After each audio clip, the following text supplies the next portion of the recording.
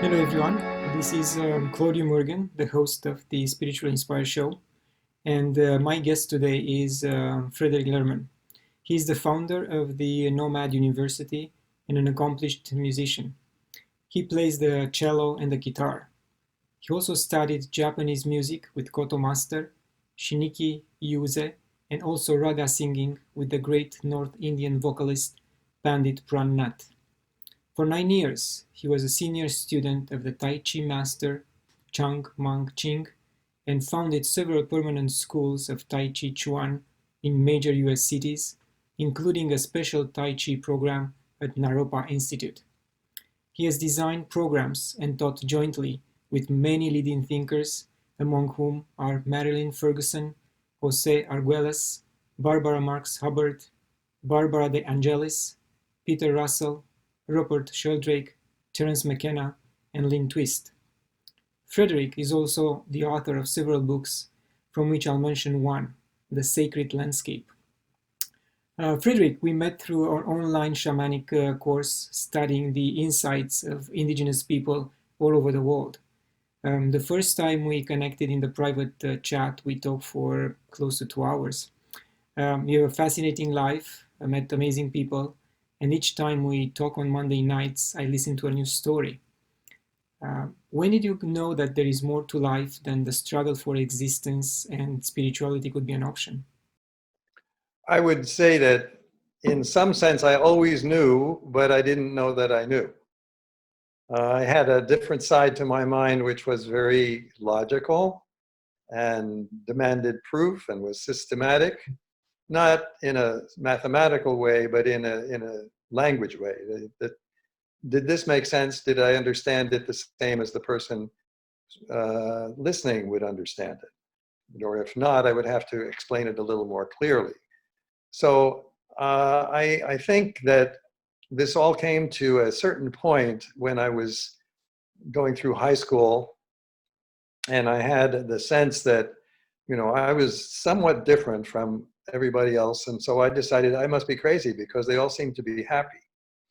But by the time I got to the end of high school, before graduating, I found that they were all coming to me for advice because they were not so happy. And they asked me questions about relationships and things which I shouldn't really have known about so much. But I always gave them an answer which made them feel like their problem was now clearer to them. And when the problem becomes clear, then the solution becomes clear. So in any case, I did not evaluate or think of myself as being a person who had any kind of particular special spiritual connection. But this gradually changed over the next 10, 15 years until finally I began to notice that the things in my life that I had thought were coincidences were perhaps not quite so random. And that there was a plan and there was a kind of a map which was emerging in my life. And I decided to test it out, to experiment with it. And instead of saying, well, I don't believe that, I would experiment with believing it and see what happened.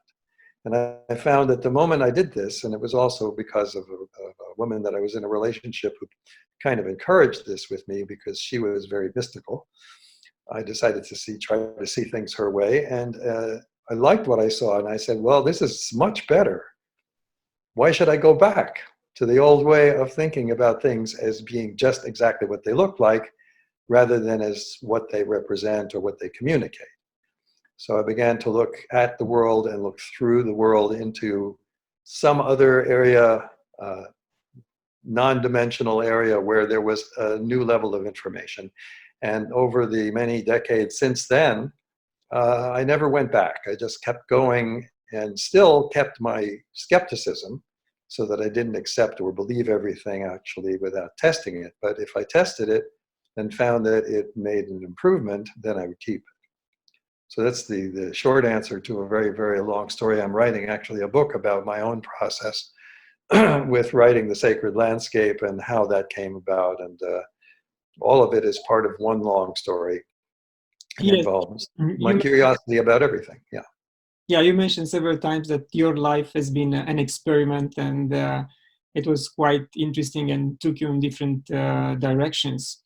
So my next question is about the sacred landscapes. How did you come about writing the book? What inspired you? And I know it's an interesting story.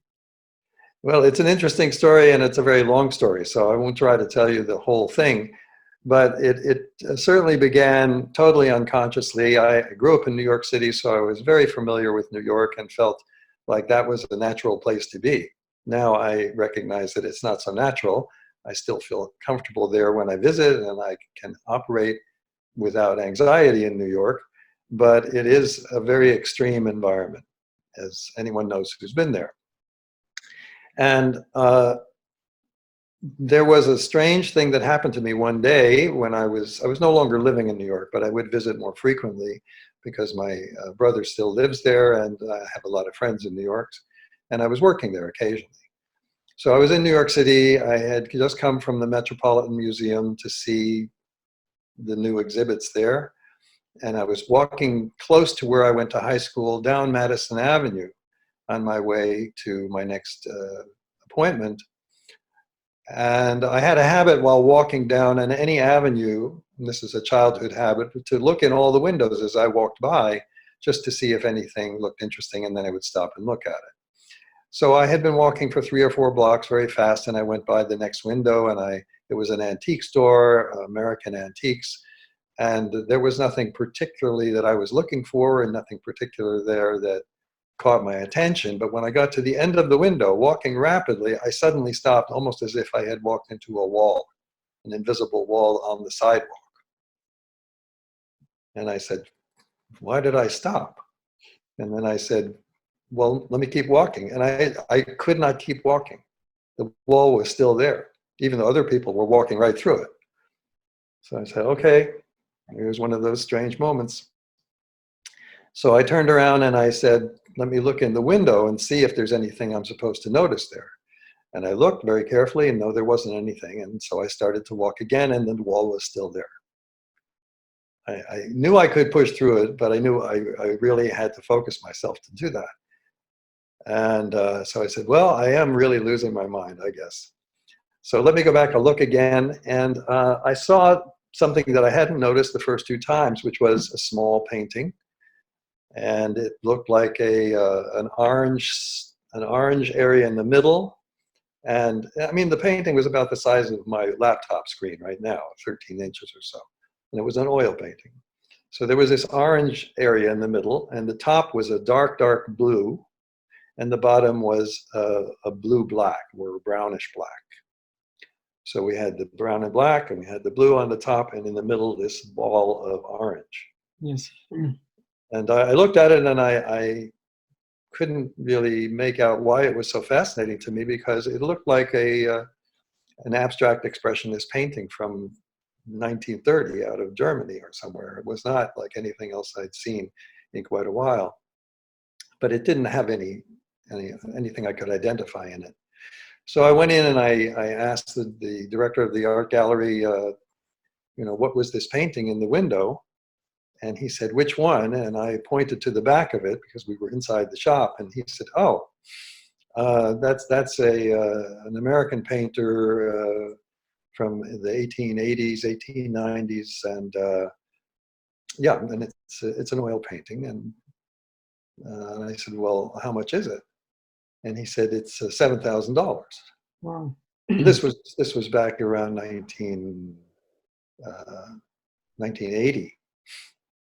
Right, so that was not enough. It was a lot of money for me, and I had no place to put it. And so I said, well, so I went out and I looked at it again, and I came back in and I said, what can you tell me about this artist? And he told me a few things about him. And I said, that doesn't make sense to me, because in the 1880s, 90s, there was no abstract expressionist painting going on. And he said, that's not an abstract expressionist painting. I said, yes, it is. And he said, no, it's not. And so he said, let's go look at it. So he went outside with me and I looked at it and I said, yeah, well, what is it?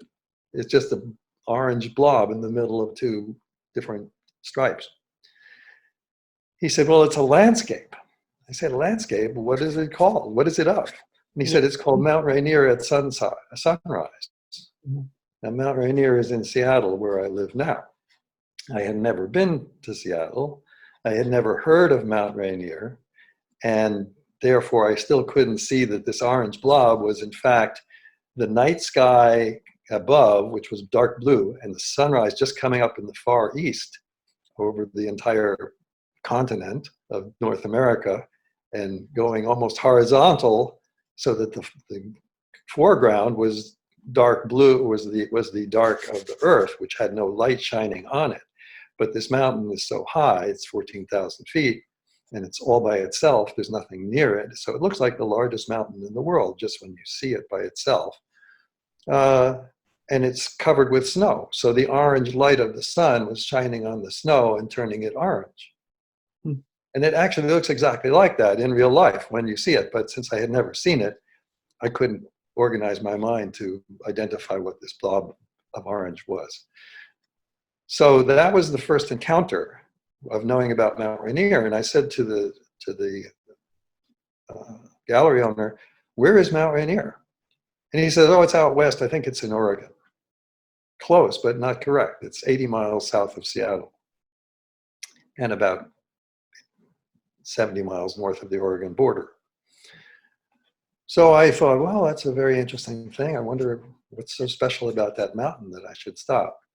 In any case, I forgot all about it. And then eventually, a few years later, I came up to Seattle to do a seminar on breathing and the rebirthing technique. And usually when I would get off a plane, when a plane would land, and I did a lot of flying around, I would feel my body shift to the new time zone if it was going east-west, or just to a new location. It's like an inner GPS that my body had, and it was unfamiliar. As soon as the wheels touched the ground, I would feel a little fatigue.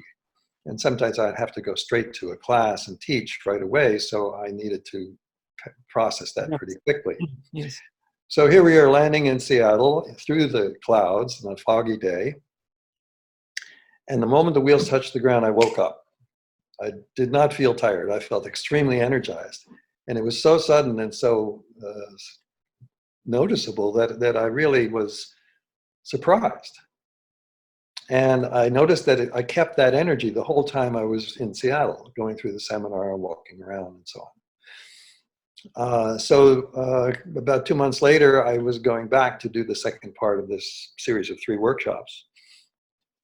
And at the end of the class, I had an extra day to explore Seattle, and I asked the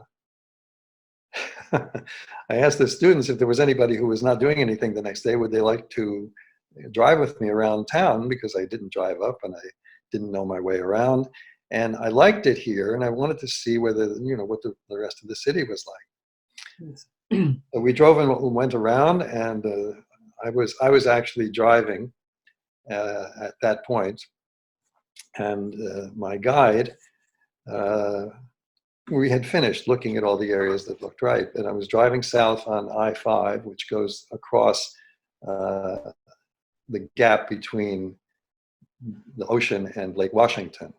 And so for about 30 seconds, I could see straight down the lake before, if the road continued, I would go, there would be a hill that would block that view. So I'm driving and gazing down the lake and talking to her.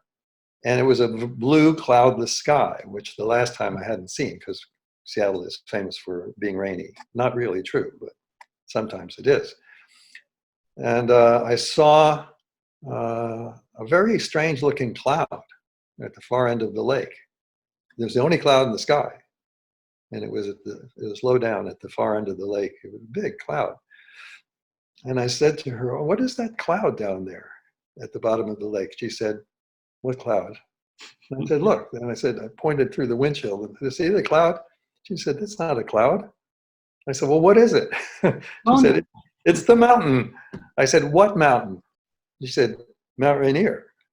And I was so startled that I nearly drove the car off the road. I controlled it, but I said, "Mount Rainier, what's it doing here? I thought it was in Oregon." And she looked at me like I was an idiot, and she said, "No, don't you realize I showed you Rainier Avenue, Rainier Tower, Rainier Beer, Rainier Bank. I said, oh, yeah, you did. That had not registered on me that it was the same as the mountain. I was thinking of, the Prince of Monaco. So, who married Grace Kelly, right? Prince Rainier. It's his family name. No, this was a mountain named Mount Rainier. And so I said, what's it doing here? And then I looked at it for the last 5 seconds before it disappeared behind the mountain. And then I said something even stranger, which I couldn't figure out, how did this come out of my mouth? I looked and I said to her, there's some enormous Indian sitting on top of that mountain. Wow. Which I could feel and almost see. It was not as big as the mountain, but it was a very large Indian, an older gentleman sitting up there. Anyway, so that's how I encountered Mount Rainier. And then I moved to Seattle because on my third visit, my body said, my body likes it here. Why not live here? I can do everything I need to do around the world. We have an airport here and so on. So I moved to Seattle and I'm still there. And a year later, I finally went down to the mountain. That's a long story, but what happened when I got up on the mountain, besides the fact that the energy was extremely powerful there, and the moment I went into the park, I began to feel very grounded, as if there was a big chain going from my center straight to the center of the earth. And it was a very unusual feeling, but felt really good. I felt quite energized and strong and healthy. I got up to the mountain, and at a certain point, I ended up sitting in a meadow on a rock, which I found by accident. I just didn't want to be where all the tourists were walking around. I wanted to find a quiet spot, so I parked and walked to this rock, or I walked into the meadow, and there was the rock hiding behind all the tall grass. This rock had exactly the same profile as the mountain. So I said, that's strange. It's almost like being a witness of somebody else's experience when it happens. It's so strange that you can't imagine it's really happening to you. You think, well, I must be hallucinating. Yeah, that's why awareness is very important in our lives. We really have to be aware to what's going on around us, how we interact with other people, with the environment. And again, I'm a strong believer that we're going to get better at understanding ourselves if we are aware with our interaction with everything around us. Well, that's why I say I'm a slow learner, because it takes me several times before I really accept it. But once I accept it, I don't go back. So what happened up there on the mountain, when in the 25 minutes or half an hour I was sitting looking at the mountain, is that I was talking to the mountain, or actually the mountain was talking to me, because I didn't know the mountain would hear me. And it was like a committee of voices, not just a single voice. It was like a whole chorus of voices saying, this was in the early 80s, right? And the planet, I was saying, the planet is going into a very critical, dangerous zone as far as the environment is concerned. And it's important that people start to pay attention to that. So you should start talking about it in your workshops. And I said, my workshops have nothing to do with this topic. And they said, no, when you start talking about it, people will listen. And I said, all right, well, I don't really know what to tell them. And they said, don't worry about that. So that's a very short version of the long conversation we had. I was very skeptical. I even tried to get out of it. I said, I think you've got the wrong guy. I'm a musician. I'm a photographer. But, this is talk to someone in the Sierra Club. So throughout this process of putting the sacred landscape together, you had the chance to visit most or all the places you gathered in the book, and did you feel anything special and at any other place like Uluru in Australia or in Japan? Yeah, well, what happened was over the next couple of years, and I had actually studied a little bit of this before, the whole history of sacred sites and like Stonehenge and the pyramids and all of these structures. Also, I was aware of this in China, the dragon lines, which are a grid pattern across the countryside, and where these lines cross, they always build temples in ancient China. And in England, they have the ley line system, which is not quite as like a chessboard. But you have straight line series of churches that are all dedicated to the same saint, let's say St. George or St. Michael or whoever. Yes. But it goes for hundreds of miles in a time when there was no way to survey this except from the air. So how did they work all of that out? You see, so I knew that there was some stuff that modern science had lost. Maybe drones, you know? Yeah, mini drones, or at night their inner awareness would go do the measuring for them. And of course, the Egyptians knew more about the Earth's circumference than we do, because they could build the pyramid in exactly an important spot and make that giant building accurate to within less than an inch, which a modern contractor building anything that size, even or smaller, even a house, cannot necessarily promise it's going to be exactly within an inch. I mean, the Egyptians or whoever helped them build the pyramids. Yeah, right. So it more or less unfolded when I finally saw the mountain and had this experience. The next, and of course, I'm pointing out the similarity between my experience of the painting and my experience of the cloud. Right? That was a signal saying, this is serious. This is not just your brain playing games with you. You saw the painting, didn't recognize it. You saw the cloud, didn't realize it was the mountain. So about 3 weeks later, after this experience, I was in London for the first time since I had been in college. And when I arrived, I went and was staying with one of the people in the workshop on a houseboat in the river. And the first thing she offered me was a cup of tea, which I said, yes, of course, I'm in London. I have to have a cup of tea immediately. And she had me sitting, talking to her while she was preparing the tea. I'm looking across this houseboat. There's a long bookshelf along under the windows across the other side. And I'm kind of reading the names of the books, or just looking at them without reading them. I was too far away. And I suddenly saw a little card, like a postcard size. It was a postcard, actually, and it was leaning up against the line of books.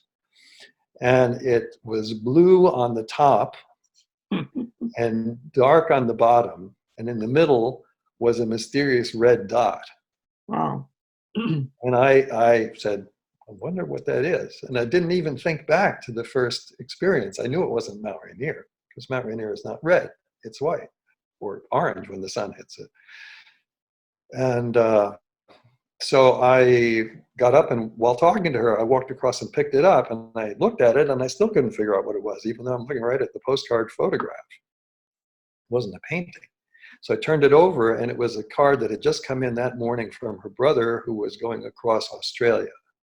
And it sent the card probably a week and a half before it finally got to her, and she just put it on the bookshelf. And I said, how long have you had this? She said, it just came this morning. So once again, I didn't recognize what it was, but when I turned it over, it said Uluru, Ayers Rock, Central Australia. And so I saw that, and then at the moment I saw it, I suddenly realized, I said, oh, I get it. It's not that I'm supposed to go around talking about people. I'm supposed to do a book. And this is the cover of the book, and that's the picture. Yeah.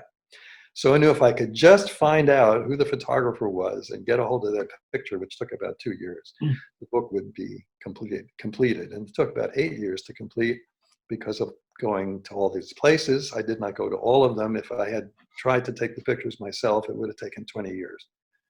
And it was too urgent an assignment. So it took about 7.5 years and was published.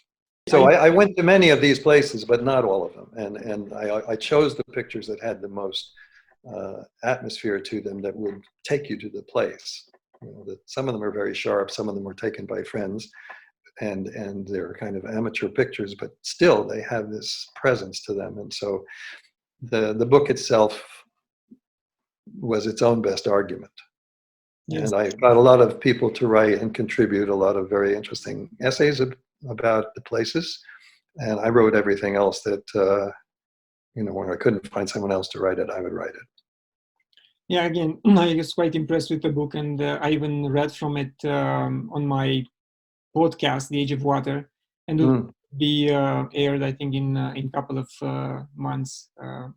It's quite interesting.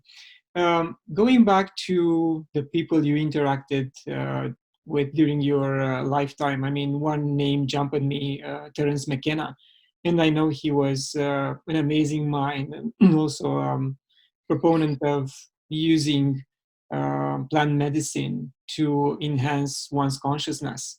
How was your interaction with Terence? Well, meeting Terence was a little bit like these same two experiences. I was at a conference in San Francisco in 1984 or 83. So it was 2 years after starting to work on the book. I was working on it, but the book was still not done till 88. And I had worked with a woman named Marilyn Ferguson, who wrote a book called The Aquarian Conspiracy. And I met through her a lot of the people that were active in the transformational approach to civilization. Not how has it been, but how could it be?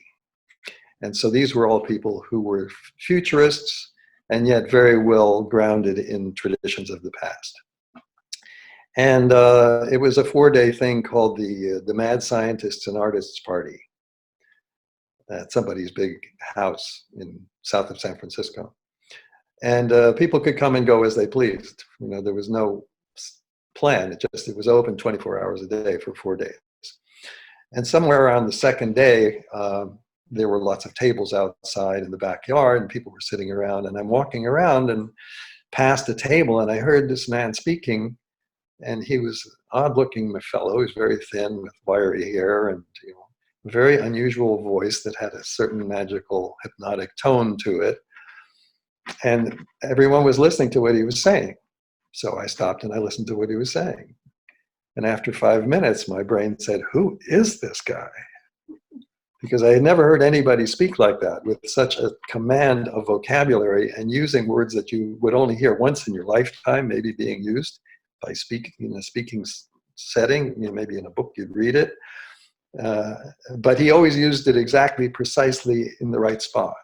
It was the best word for what he was trying to say. So he was this phenomenon of improvisational speech, drawing from a vast background of his own personal study and life.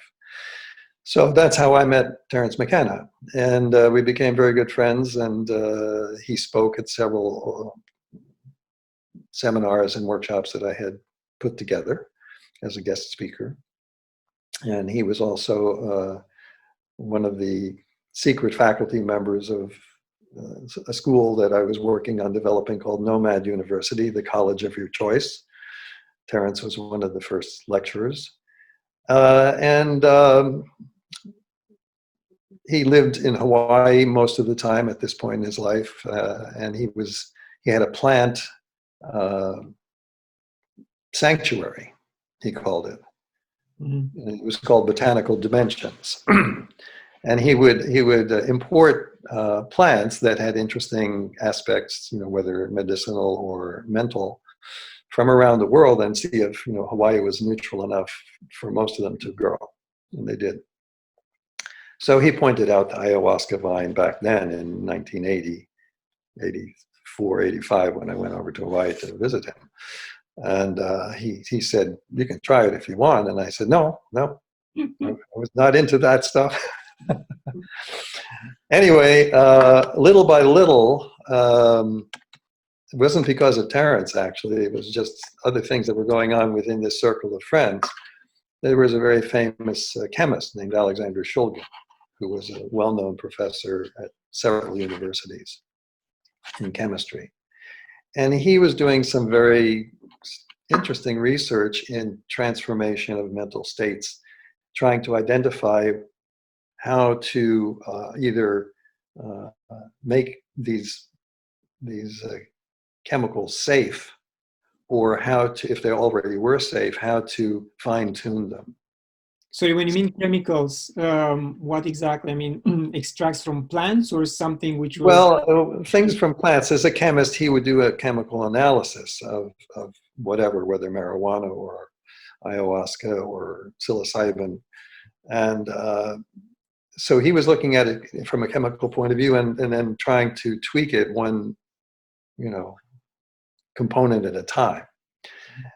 So that's a whole other story. But, I had access to some of his experiments, and I was not drawn to doing that, but being around and seeing what other people were doing, I became curious. And at a certain point, I arrived at one meeting, and someone offered me something that Shulgin had just synthesized called MDMA, and it came somewhere from nutmeg originally.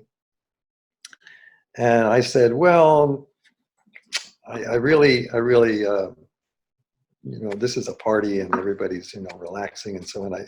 It's not my environment to try this out. And Marilyn Ferguson, I'm only mentioning the people that I know who have passed on, right? So it's safe to talk about them now, even if they were careful when they were alive not to become notorious for these things. Marilyn said, no, you should do this one, this MDMA. And I said, well, okay. And she said, don't worry, just trust me. I said, okay. So I was given a tiny little capsule, very tiny little capsule with a white powder in it. I was, risking my life.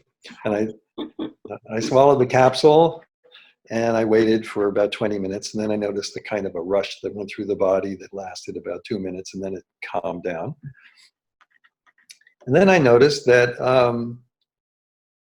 people were having very interesting conversations around me. And I realized that most of these people were on this same capsule. And there was no uncomfortable feeling at all. And yet the quality of the conversation was greatly enhanced. So that the significance, it was like, everybody became like Terence Mckenna for a while. It's nice. Which is good, and it worked for me too. I was coming up with some brilliant statements. I just was saying, wow, this is not so bad. And there was no after effect, no bad side to it at all. And so, I was fine. And the next day there was a little bit of a remaining thing, and then it went back to normal.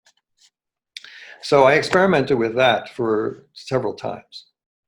Yeah, I went to certain places experimenting with MDMA, and I found that it was very good. And I would see Shulgin sometimes at these meetings, and I got to know him well. And I said, he had one other one that he produced called 2CB, 2-carbon benzene, whatever.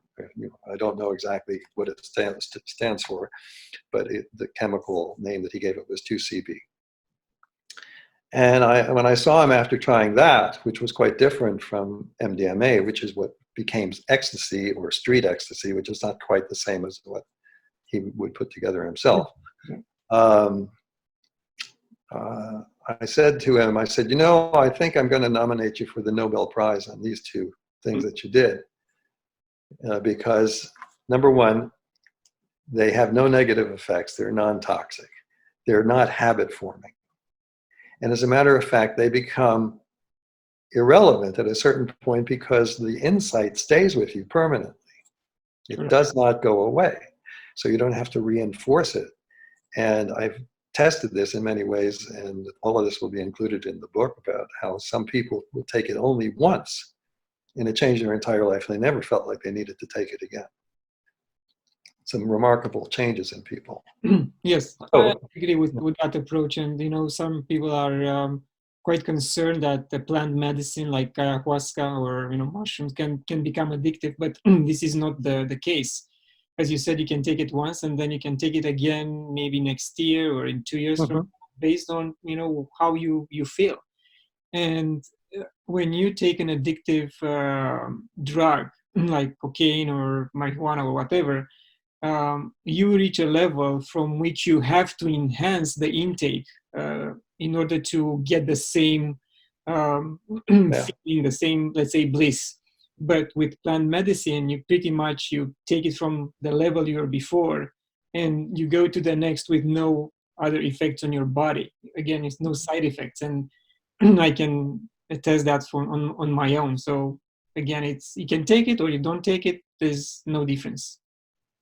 Well, the difference is that it's a learning tool, and then what you learn, you remember, and you can actually recreate it. And as a matter of fact, I learned that I could sit with a group of people I had just met, and if we got onto this subject, I could talk about it, and they would say, well, you know, regardless of their background, they'd say, well, I don't know, where can I get some? And I said, well, you don't have to get some. I can give it to you. And they said, well, what do you mean? And I said, well, I found that if I focus in on it, I can recreate the experience. And they said, well, what's that like? And I said, well, let's do it. So just they're sitting around in the room, and I said, okay. And I just focused my mind on it for a few minutes until I was sort of there. And then I said, how are you feeling? And they were all, suddenly I interrupted them. They were feeling such interesting energy shifts, which were not physical, but in awareness, that they didn't even know that this was the effect I was talking about. So I said, how are you feeling? And they said, well, I don't know. I mean, things are looking just exactly like they look. I'm not hallucinating. I said, I know, but how are you feeling? And so then they began to realize that, oh yeah, I sort of forgot about everything you were saying, and I forgot about time, and I forgot about space. I just was in the moment of appreciating everything I was looking at in a new way. And so I said to Shogun, I said, what MDMA or ecstasy in his formulation of it, what it does is it takes things which are quite abstract and intellectual. And I discovered this for myself the first time I took it, because on the table at the house that I was in was a book of photographs, black and white photographs of Greek temples, which are as abstract a concept as you can look at. They're geometric poetry, but with no words, just with symmetry and certain sacred proportions. And I was looking at this, and I was very moved by these photographs. It wasn't just curiosity, it was a sense of beauty, a sense of emotional richness in these photographs of these stone geometric structures, which I had never felt before. So I said, what it does is it opens up the heart of the mind. And DMA will take what normally was just geometry and we'll give it a voice. Yeah, we go deeper inside and deeper in outside also when we look outside. I mean, in my experience, I look at a branch of a tree in a very different way. And it was quite impressive. It was vivid. It was exuding life. Okay, when I look through the eyes of increased consciousness. And I think this is what people have to understand, that when using plant medicine, at least in my opinion, and in fact I heard other people saying the same thing, we can access the remaining 90% of our brain. We open up new channels, new windows through which we can see the world in a different perspective, more than three-dimensional. Is the feeling, as you just mentioned, is the feeling added as an additional dimension to what we perceive. Yeah, exactly. So, you know, but to say opens up the heart of the mind was something that I never would have thought of before. In other words, there's the heart and there's the mind. Yes. They have different functions. But then the mind also has a setting which we don't really notice until something comes and opens the window. And then once you see it, you never forget it, and it's always there. And then the other substance that he worked on, which I wanted to make sure was part of the Nobel Prize application, was the 2CB. I said, where did you come up with this? And he said, well, I was looking for something that would be the balance to MDMA. and that would be more physical rather than just perceptive and mental. And I said, well, I can tell you that you achieved it. And I told them my experiences with 2CB, which is very few people, I think, have ever heard of it or have ever experienced it, because it's highly unstable. This colorless liquid would be unstable. Sometimes it worked and sometimes nothing happened. But I'd say 2 times out of 3, when I got it directly from the source, it worked. And I only was able to experiment with that maybe 6 or 7 times. And that was sufficient. And I've never missed it, except to tell people about it. And the same with MDMA. I haven't tried MDMA for 25, 30 years. It's not necessary. It's there. But it caused you to have these sort of metaphysical insights into your states, your emotional states. And it was like LSD, in a way, with a gear shift and brakes. You could drive through the LSD world, and the moment you wanted to stop it, you just put your foot on the brakes and everything goes back to normal. So that the drug is not running you, you're running the drug. Yeah. And I said, and it's also equally not habit forming and equally reproducible once you've done it. And it allows you to embody all the things that you've learned. So for example, I studied Tai Chi for 9 years with my teacher, and I thought I had learned just a little sliver of what he knew.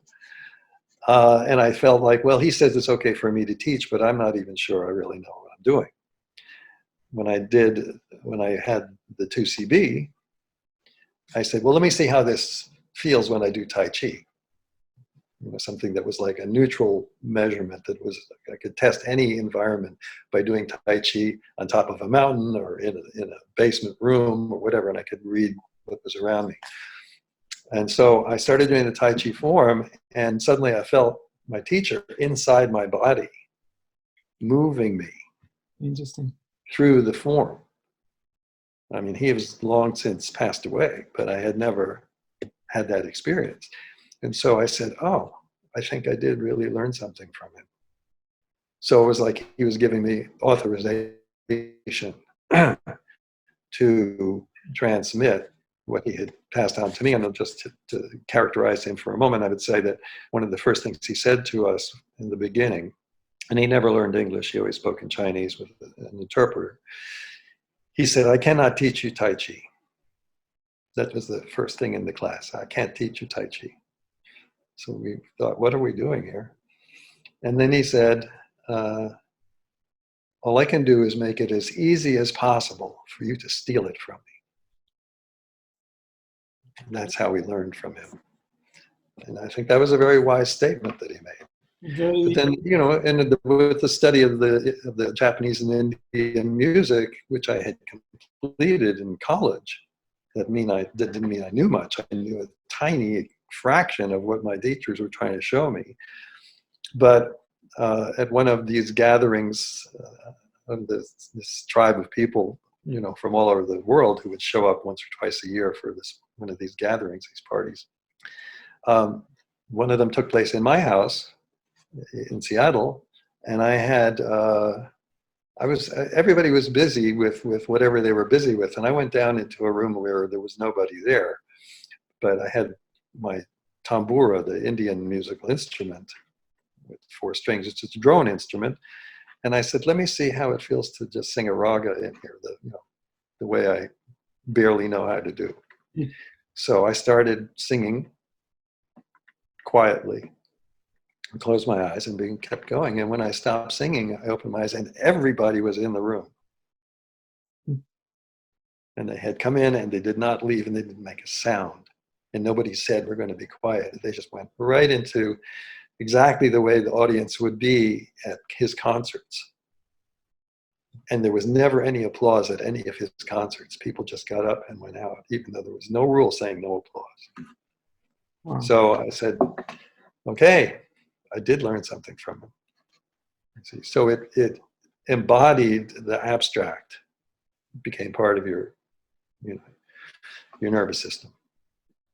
So to me, it looks like throughout your life, you had your own, spiritual guides showing you around and, guiding you Yeah. on this path. And you knocked doors or walls, but in the end, you found the way out through the labyrinth, and that's amazing. Yeah, and so actually at this point, it's sort of integrated itself in ways where I've experimented with a lot of things, and I find that the less you worry and the less you try to control, the more naturally everything comes into place, which was the opposite of the way I started out in the middle of New York City. You've got to take charge, and otherwise nothing's going to work out. So it's a sense of I haven't ever driven a Tesla or any of the electric cars, but I know they're very quiet. And it's a sense of going through life in a very quiet vehicle without effort. And the Tai Chi is a way of studying that. And the Indian music was a way of studying that. And all of the Western music that I studied was all a way of getting out of the way of the music. Not playing the music, letting the music play you. Yeah, so you've been also surrounded by sound, vibration, frequency, energy, which is part of who you are. Yeah. We are, and it's can also have a definite impact on one's life. Yeah, and as a result of this process that I found myself being guided through by some entities, I still don't know who they are and where they're from, and I can't call them up. I have friends who can talk to their spirit teachers.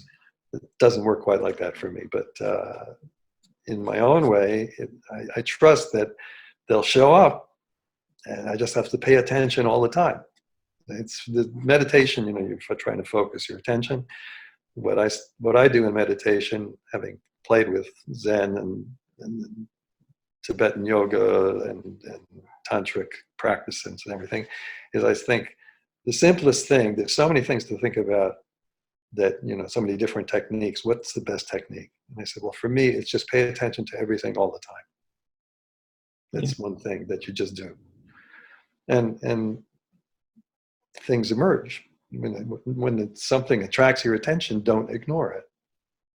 Stop, go in, ask questions about it, and what's that picture in the window?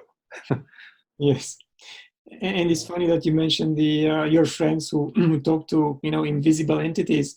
A couple of days ago, I posted another short video titled "Do you use your social spiritual committees?" So again, I was encouraging people to tap into that invisible force which is out there for each of us, and ask for help, no matter the situation.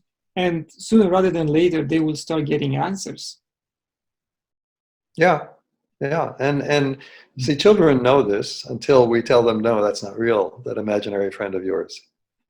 Exactly. So as a subcategory to Nomad University, the people getting to it were coming to these unusual classes with unusual teachers like Terence Mckenna. They would say, wow, if I had known that education could be like that in school, when I was in elementary school, it would have been great. Do you have a program for children? And I said, that's an interesting idea. Let me see what I can figure out about it. I mean, it was the parents who were asking me the question about their own kids. And so there's a design for that, and it's been experimented with in different groups around the world. And then each group finds a different format of a way of putting these principles together. But the school for adult students, anyone who can sign themselves up, that's when you know enough about yourself so that you can go and enroll for something like this without your parents saying, I'm enrolling you in this thing. Then you join the adult world. But kids don't have control over that up to a certain point.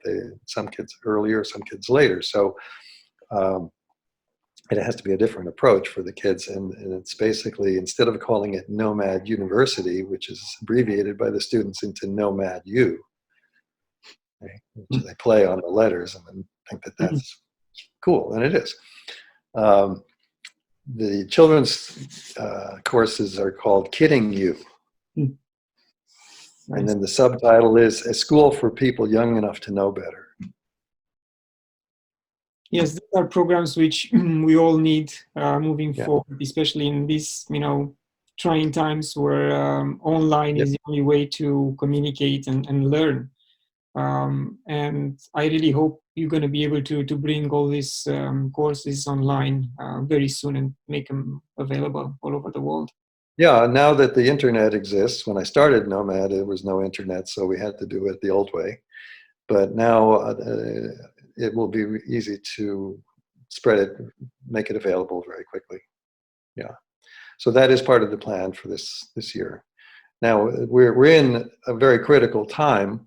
The Chinese used to have a curse saying they live in interesting times because the Chinese wanted stability. They just wanted 4,000 years. It just almost didn't change at all and worked however well it worked. But then the Industrial Revolution came and everything began to speed up. And so now here we are. And you and I are talking right in the midst of the beginning of this coronavirus world dilemma, right? And so this is the first thing that I ever see in my life, including whatever wars went on, that actually stopped the whole planet. Yes. So it's not accidental. The timing is not accidental. There's some benefit to come out of this in addition to all of the costs, and we'll recognize it when it shows up. But I think that it is going to, shall we say, interfere with the old models of how life has to be structured and how people have to earn their living. So, there are some people that will continue going to work and even after this is over or whatever happens, they'll continue having a job. But eventually more and more people will be working from home and the robots will be doing everything that we used to do. And we have to be very careful not to get the robots to be a little too eager to imitate us because they can now. And you don't want to become part of the robot world. You want the robot world to stay part of the human world. So this is our challenge that's coming up now. Yes, and I'll be all for it that if the additional time we'll have by, let's say, working from home or staying home will be used for, personal development, meditation, introspection, things which can really make our lives better. Because otherwise, if we just binge on a TV series, that's not a good way of using our time. Yeah, and in terms of the spiritual question, there was one time there when I was flying up and down from Seattle to Los Angeles to work with Marilyn Ferguson and her friends. I was feeling sort of strange about everything. And I was thinking, well, maybe I should just stop all of this and just go into a monastery somewhere. Even though I had never been a, quote, religious person.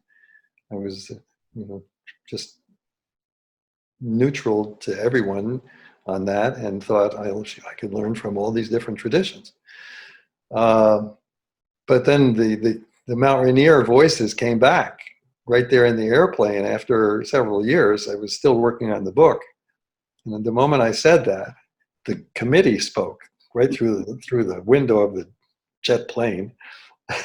They're watching. And it said, I said, your robes are what you're wearing now. So I said, okay, no monastery for me. I'm already in it, paying attention to everything all the time. I should have kept my mouth shut. Too late. Fredric, we are approaching the end of the interview, and I want to ask you a challenging question. Now that we established the fact that there is no risk in becoming addictive to plant medicine. Do you think that should be mandatory for all the world leaders, politicians, to go through 1 or 2 sessions of, mother ayahuasca or mushrooms or anything else which can open up their minds, their hearts to the betterment of people? Well, I don't think they should have to, because some of them are psychopathic enough as it is. And it might just make them worse. We don't know, but it might actually bring them, snap them out of it. And the fact is that for thousands of years, leaders of tribes and leaders of nations did do this. Yes.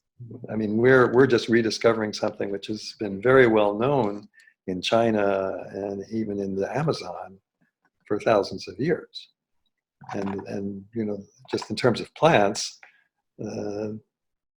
it's only the native tribes that have had no contact with modern culture, the few that still exist, who actually can walk through the forest, the Amazon jungle, and identify thousands of plants, and they know exactly what they're for medicine. I mean, they have everything that you need is right there. And so there are people now who are beginning to try to connect those worlds. That's the thing to do. And so we have to go back and learn from those traditions, because the indigenous cultures have never lost that knowledge. A lot of them have been eliminated, but the ones that are still going, everything I'm saying is obvious to them. Yes, I'm afraid that in 2 or 3 generations, maybe 4, all this knowledge, the elders will disappear. And I don't know if they had the time to pass on that knowledge, or if they found the right people within the tribe. But it's sad that this type of knowledge right, is being lost. But there are now new organizations that are aware of that and representing them, like Pachamama Foundation and so on, who understand that our future, to a certain extent, absolutely needs this dimension connected back into it. Otherwise, we'll science ourselves into smithereens. Yes. There has to be an organic factor to life on this planet. Yeah. Fredric, I would like to close this interview by quoting from the back cover of your book. The survival of modern civilization hinges on the reintegration of the earth laws into our private and public lives. The earth is wise and whispers to us in a language of feelings. A sacred place is one where the earth voice can be heard more clearly. Go to these places and listen. Fredric, thank you very much for your time today. And I really enjoyed the interview, and I'm sure our viewers will do that as well. Until next time, love and gratitude from my side. Let me know when it's ready so I can listen to it myself. And because sometimes when I'm speaking, I know what I said, but when I hear it back, then I can learn to say it even better. So this is very valuable for me, to have answered your questions as best as I can with no preparation. I recommend it to everybody. Do not plan what you're going to say. Thank you, Fredric. All the best. Okay, thank you.